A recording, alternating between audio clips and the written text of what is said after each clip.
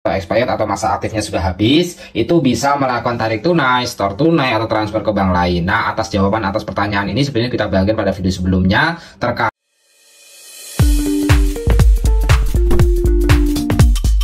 Video ini dipersembahkan oleh Radar Edukasi, berbagi wawasan menambah pengetahuan.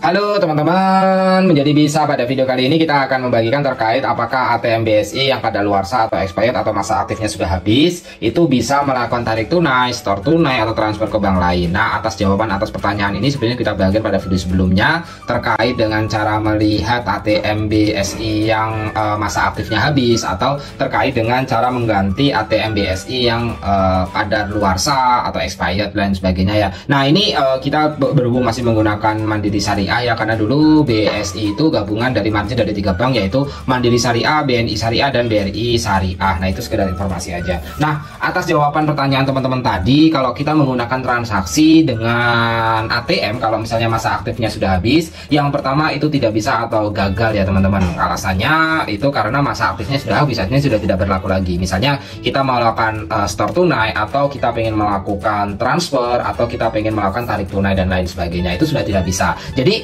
teman-teman, intinya kalau misalnya mau menggunakan transaksi dengan menggunakan ATM BSI yang masa aktifnya habis, itu sudah tidak bisa teman-teman, aliasnya sudah fail atau gagal, tidak bisa dipergunakan. Jadi solusinya satu-satunya ya teman-teman, itu menggantinya di bank. Itu jawaban secara singkat dan detailnya. Nah, lalu bagaimana kalau misalnya teman-teman tetap pengen melakukan, tapi teman-teman terkendala karena masa aktifnya sudah habis dan sebagainya? Teman-teman bisa membuka BSI Mobile-nya. Nah, di BSI Mobile ini sebenarnya cukup lengkap. Kalau kita mau transaksi tanpa kartu itu bisa. Nah, caranya kalau kita mau melakukan transaksi tanpa kartu, teman-teman bisa langsung di bagian ini ya, ada lain sebagainya. Ini di bagian ini ada tarik tunai. Nah, di bagian tarik tunai ini teman-teman langsung bisa klik. Nah, kemudian kalian masukkan dulu paspor atau sidik jari ya, sidik jari. Nah, setelah itu nanti teman-teman bisa tarik tunai itu di ATM BSI, Indomart, Alfamart, atau Alfamidi. Nah, ini kalau kita menggunakan BSI Mobile tetap bisa dipergunakan. Misalnya mau transaksi dan sebagainya itu sudah diblokir. Kenapa demikian? Karena paspor di dalam ATM BSI dan juga paspor di dalam BSI Mobile itu berbeda ya teman-teman, berbeda.